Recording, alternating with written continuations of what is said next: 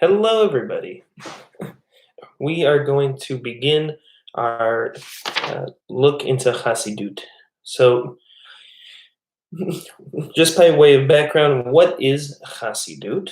Hasidut is stories, ideas from the Hasidic masters, which were beginning in the year 1700 with the birth of the Ba'al Shem Tov. The Ba'al Shem Tov is really, he's the person that makes the shift from a world before Hasidut to a world full of Hasidut. What Hasidut is, we're actually going to get a sense of that in these stories, because these are the very first, you can call them the very first Hasidic stories, because the Ba'al Shem Tov was the very first, you might call him a Hasidic rabbi. He did not know, notably, that he was the first Hasidic rabbi, because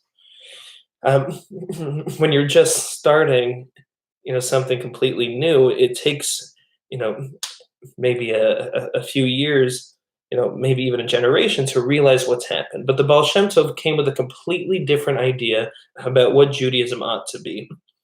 The world that the Ba'al Shem Tov was born in the year 1700 was a world where the study of Talmud was the most important thing in Judaism, the study of the law of Judaism, how to do things exactly according to the strictures of the scriptures.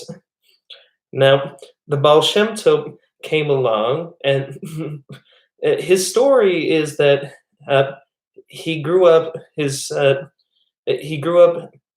spending a lot of time in the woods behind his house and discovered a love for God that was beyond the letter of the law. And he thought that sometimes the law actually gets in the way of that connection with God, and that we can hone a connection with God that's more personal through the experience, through everyday experiences, that you don't need to dive, head deep into the Talmud, into very heady conversations about Jewish law to have a connection with God. But instead, you can do so, with your everyday experiences. So today we're going to read 4 or 5 stories, depending on the time, about the Ba'al Shem Tov, illustrating kind of the main ideas of Hasidut and what the Ba'al Shem Tov stood for. So tonight's stories are going to come from this book. This is an instructor's guide that they use at the Hebrew University in Jerusalem, all about different Hasidic rabbis. And here you can see, the table of contents, you have a list of some of the most important Hasidic rabbis in chronological order. And the very first one, of course, the Ba'al Shem Tov, year 1700 to 1760. The Ba'al Shem Tov never wrote any of his own works, as opposed to people like the Kedushat Levi, who we read about last week, who did, write his own stuff. The Ba'al Shem Tov, all of his stories are told about him. The name Ba'al Shem Tov means master of the good name. Ba'al is master, Shem is name, and Tov is good. And that indicates 2 things. First of all, that he himself had a good reputation, where he would go, people would, know and hear about his good works, first of all. But second, there's a Kabbalistic idea that the name of God, is beyond just the 4 letters Yud, Hey, Vav, Hey, but there's a different letter combination, so you can actually use, to, elicit, acts in this world, kind of like magic. And the Ba'al Shem Tov was said to have, control of these kind of mystical powers. Let's hear some of these stories. This one is called Acts of Magic. A certain wise king had once succeeded by means of magic to erect ramparts and towers with an entrance gate at each rampart. He ordered gold and silver coins to be scattered near each gate. And it was the king's command that whoever desired to appear in his presence should make his way through all the gates and ramparts and towers. There were people who, on arriving at the first gate and on seeing several handfuls of coins, were content to return home without desiring to be in the king's presence at all. Others came as far as the second or the third gate, and having gathered up handfuls of the precious coins at each gate, hurriedly returned to their homes in order to put their riches away. There was only one lover of the king who disdained to touch the gold and the silver lying in his path, because all his yearnings and desire was to see the king himself. When he at last came in the king's presence and glanced behind him, he saw that all the ramparts and towers and gates had gone, and that there was nothing separating him from the king, and that all the dividing walls had been but things of the imagination. A story from the Ba'al Shem Tov. So what does this mean? What does this teach us about the Ba'al Shem Tov and about our own lives? So first of all, let's talk about the imagery. We have this person who finds himself in a kingdom. This is meant to be a general analogy for maybe our experience in the world. It could be our experience, studying Torah. It could be, what we're actually trying to achieve in life. And this person walks, and everybody's trying first to get to the king. But most everybody, when they get to the first gate, or the second or the third, when they see these coins, they turn away. Which is to say that money and economic achievement is distracting.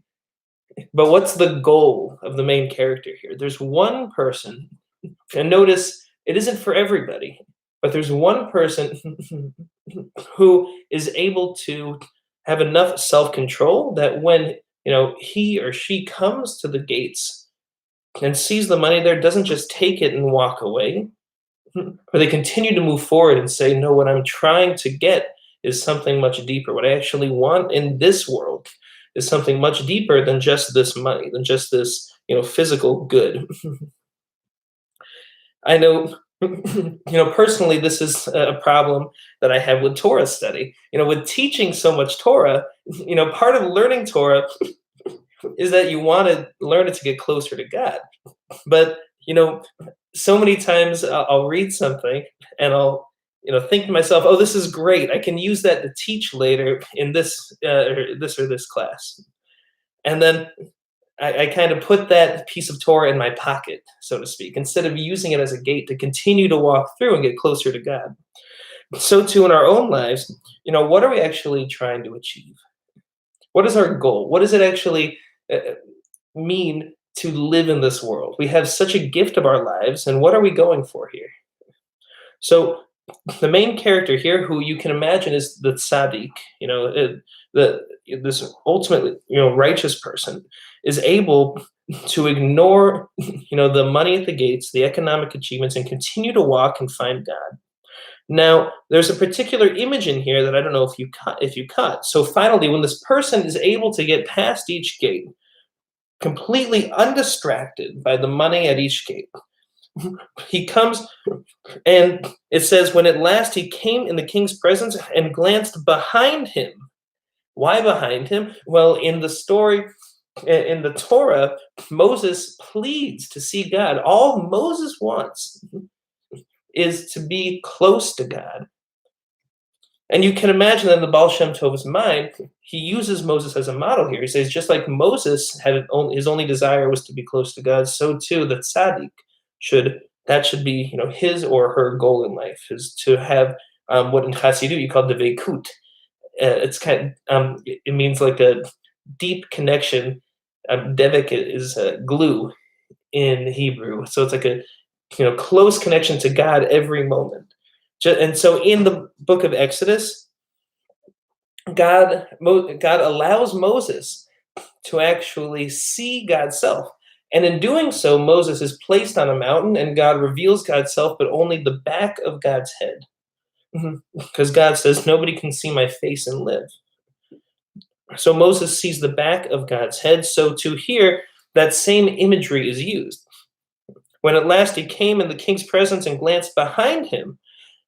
Now here's this kind of deeper idea.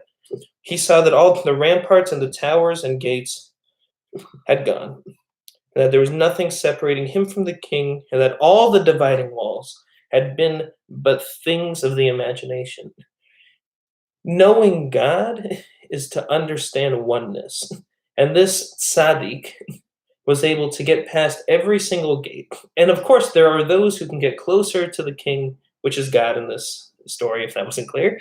There are those who can get closer to the king and those who can't. There are those who get to the first gate, see the money, and run away. There are those who are able to get past the first gate, but by the time they get to the second, they can't ignore the riches that they can just walk away with, and so they're distracted from their goal of getting close to the king and they walk away. But the tzaddik goes through each gate undistracted by the physical goods present in the world that he or she could achieve. And upon experiencing God, it's an experience of oneness to the point where this person realizes that everything was an illusion. All the gates, all the money, the whole castle, even himself. That's the amazing thing here. There's a oneness so profound that there's nothing separating the tzaddik in the story from the king. Not only was everything else an illusion, but even that separation of me and you, the idea of an I, is completely gone.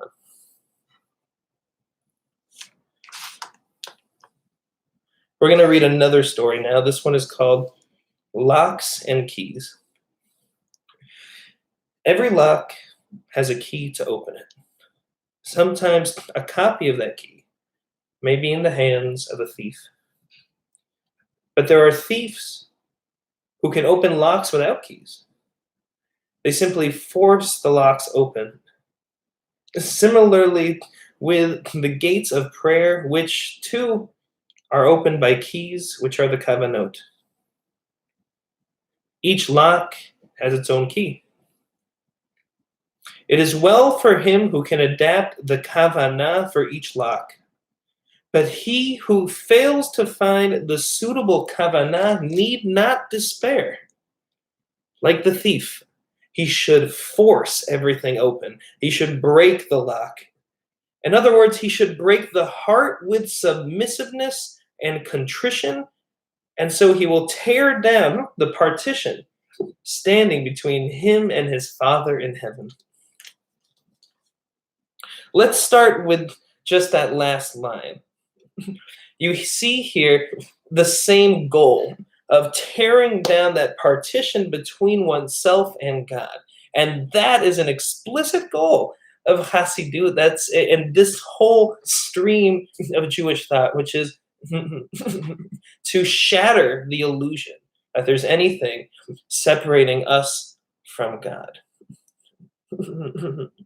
Now, this is a story about prayer. And he says that there are two ways that prayers connect us, that we can connect through prayer to God. So he says each prayer is actually a door, and behind that door is God. We are here. We have the prayer in front of us, which is our door, and behind that door is God. And if only we could open that door, we can have an experience of oneness, of devekut, that closeness to God beyond expression. Now, how do we open that door? That's what this story is about. The first, he says, each door, each prayer has a certain kavanah, which is the key. So what he means by kavanah, I think here is this Kabbalistic idea that you can combine the Hebrew letters in such a way in your mind when you're saying God's name to enact magic. The Hebrew letters have a mystical significance in Kabbalah, and you have the ability, if you have access to the secrets of the Hebrew letters, to think about a certain order of letters as you're saying each prayer, and this prayer has, requires this particular kavanah, this particular thought, and this prayer requires this particular thought, and these are the keys which open the door, and that's one way in, is to have access to that magic. Now, the Ba'al Shem Tov knows that most people don't know the Zohar. Most people don't know those, those magical combinations of letters. So he says there's another way, and he says each prayer is a door, and sometimes if you don't have a key, there's another way to get through that door. And he says you have to treat prayer like you're a thief trying to break in, which is to say, you can force your way through this door. Not by shattering the door, he says, but by breaking your own heart. And then when you have a broken heart, when you're at a prayer, at a door, that door swings open for you when you have a broken heart. So you either can use a key or you can break down the door by breaking down something within you. There you can have a connection with God too. He says you should break the heart with submissiveness and contrition. What does it mean to actually pray with a broken heart? There's a story in the Talmud where it says that the gates of prayer, ever since the destruction of the temple, have been locked. I think that's where the idea for this story from the Ba'al Shem Tov comes from. Is that even in the Talmud itself, this text, from almost 2,000 years ago, it mentions that the doors of prayer are locked, but it adds that the doors of tears are never locked. And so if you come to the door with a broken heart, then you can enter it.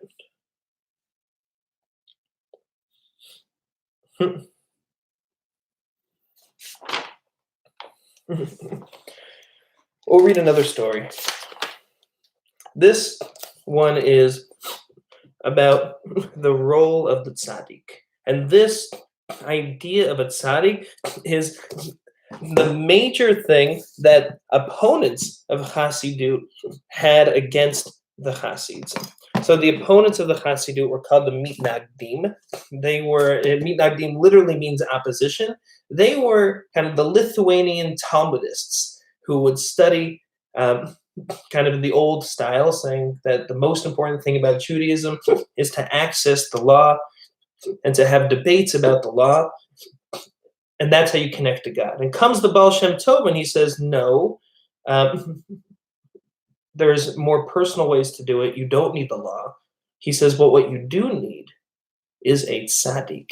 You need somebody who you can look to, and you need this one person to be very close to God. And through your relationship with that one person who is very close to God, you yourself will get closer to God. Now, you can imagine how that could be a problem. There's an essential truth in Judaism, which is not it's never debated in Hasidut. It's also considered a truth in Hasidut, which every Jew has a unique value and a special connection to God. But in Hasidut, the tzaddik has a deeper connection to God. If you were to talk about the first story, the tzaddik is somebody who's able to go through every gate without getting distracted by the riches at the side. It's not something a normal person can do. The idea of a tzaddik was met with a lot of opposition. But let's read the story and we'll see kind of his idea about why you need a tzaddik. He says, I heard from my teacher, the Ba'al Shem Tov. So this is a story related that the Ba'al Shem Tov said. An interpretation of the Talmudic saying, yes, in connection with Moses, the fear of God was a small thing. The difficulty here is obvious. Moses was not speaking to himself, but addressing the people of Israel. He explained it as follows. He says, the Talmud states that the verse, "You shall fear the Lord thy God," includes scholars. The Maharsha explains this on the basis of saying a boor cannot be sin-fearing. Consequently, when a man is a scholar, he attains the fear of God. That is why the verse includes scholars.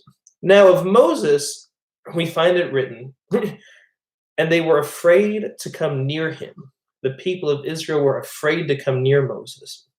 Since this was so, the people had had some experience of the fear of scholars, and hence could easily progress toward the fear of God.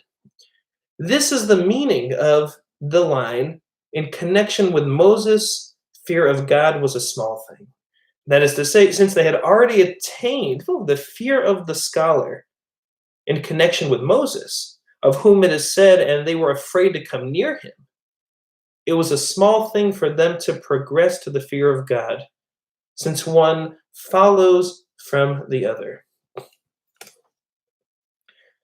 So, why do we need a tzaddik? According to the Ba'al Shem Tov and the whole Hasidic tradition, when you have, you can call it fear or awe or reverence of somebody who is very close to God. This can be, someday I hope to achieve, the level of tzaddik, but I'm not there yet. You can imagine a rabbi who, you really look to. Somebody who, even not a rabbi necessarily, maybe somebody just with a deep connection of God, who's to God, whose opinion you really trust. And here, once you have a relationship with that person, and you see this person's relationship with God, and you even, fear them to an extent that you really care about how they see you, from there you can progress to a reverence of God. That is the main reason that we have tzaddikim. And these Hasidic rabbis, the ones that we'll be looking at, this list of Hasidic rabbis here from the year 1700, through the mid-19th century, they were the tzaddikim of their time. Tzaddikim means righteous ones. And their communities, as they were in Eastern Europe, teaching and, gaining students, they were treated with this level of reverence and this level of fear. And notably, leaders of Hasidic today are still treated with that level of reverence, of fear, of awe, because through them, through one's relationship with the Rebbe, with a tzaddik, you can, achieve a relationship with God. Now, whether you believe that or not would really distinguish you. Are you more of the Hasidic thought type, or are you a more misnagdim thought type? Do you believe that through a relationship and a fear of a person who has a deep connection with God, you get closer to God? Or actually, is that a distraction from one's relationship with God? That's the debate, and one that's hard to resolve.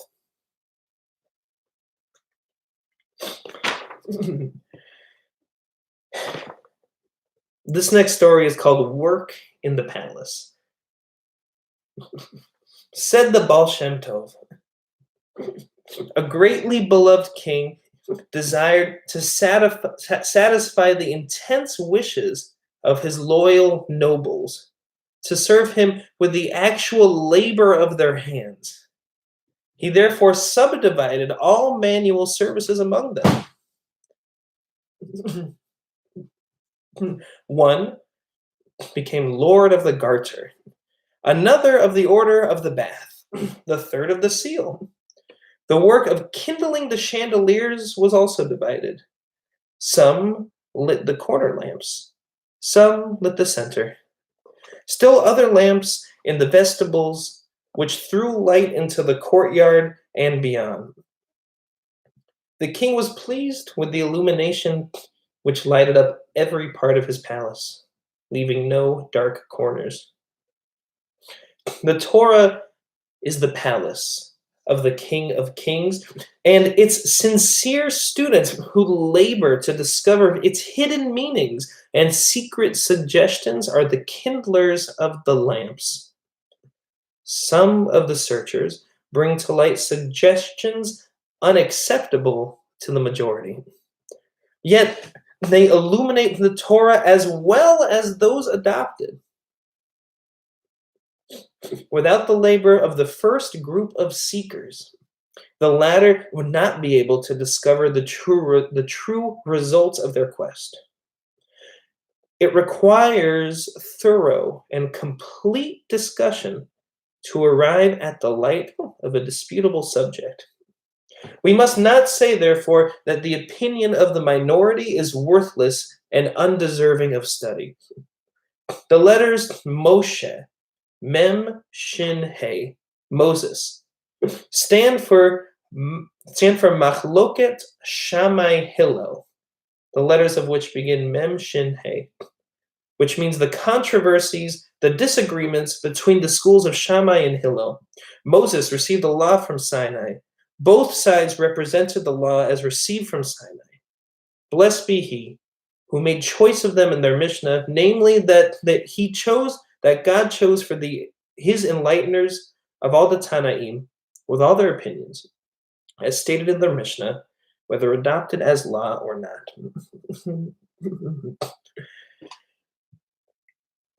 Here we have another king story where the king is God and the king has a palace, but this time, unlike our first story, the king in a palace, this one is not a palace of illusion. This is a palace that the king actually lives in. And this palace is Torah. So let's start there. The idea, this was a new idea. Maybe we're so used to the idea of a mystical connection between God and Torah and God's spirit coming through the Torah, but this was very new in the year 1700. The Torah is where God lives. It's a palace. It's a huge edifice, a huge castle in which the Spirit of God, the essence of God resides. And in order to actually know God, to have an experience with God, one has to light up the palace to be able to walk through it. Further, even if the king, so to speak, were to leave his palace, still he gets joy out of seeing the beauty of the palace lighted up. Here, the way that this palace gets lit is through little lamps, and each lamp here is an understanding of a particular verse of the Torah. But not just an understanding. He says,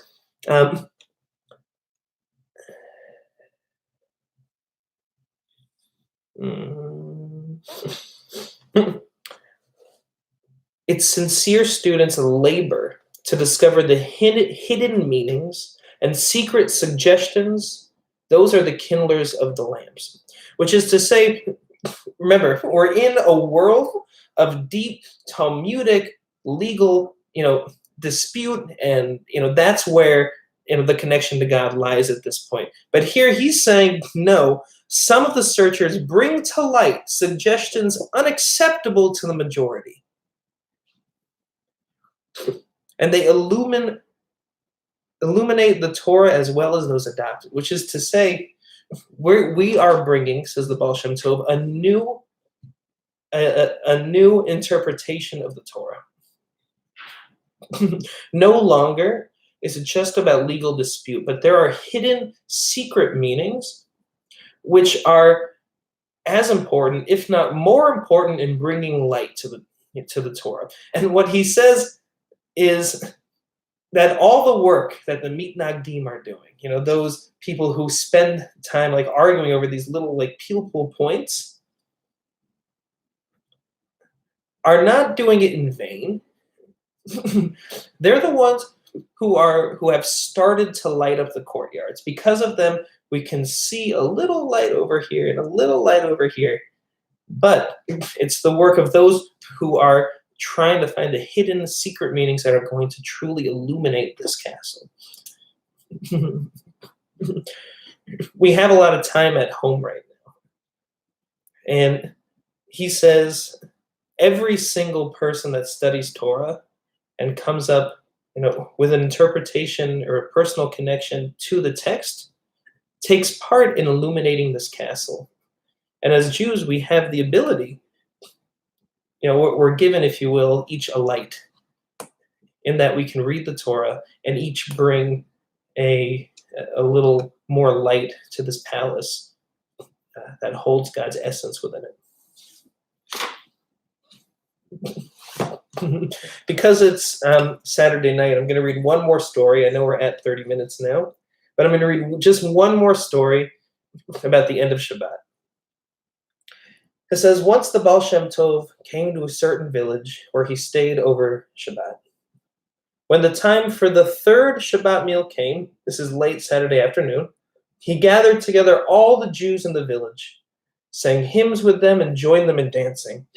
When he was asked why he had gathered them together and made merry in their company, he answered in a semi-jocular vein, "It's the hope of every Jew that when the time comes for him to die, he will breathe his last among Jews.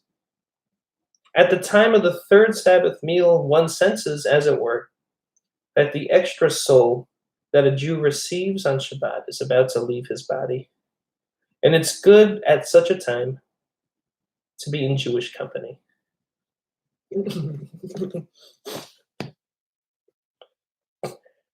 On Shabbat, at the end of Shabbat, there's an idea that on Shabbat we have an extra soul, and that this soul leaves us after Shabbat. And to the Ba'al Shem Tov, this was as significant. This was like a little, death, and that it was a soul leaving the body. And so it was important for the Ba'al Shem Tov to be with community here, because it was through community, as we saw in the previous story, that the castle gets illuminated. It's through community that we can actually connect to God and bring out God's essence. And so in this community too, when we leave this world, we hope to do so with each other.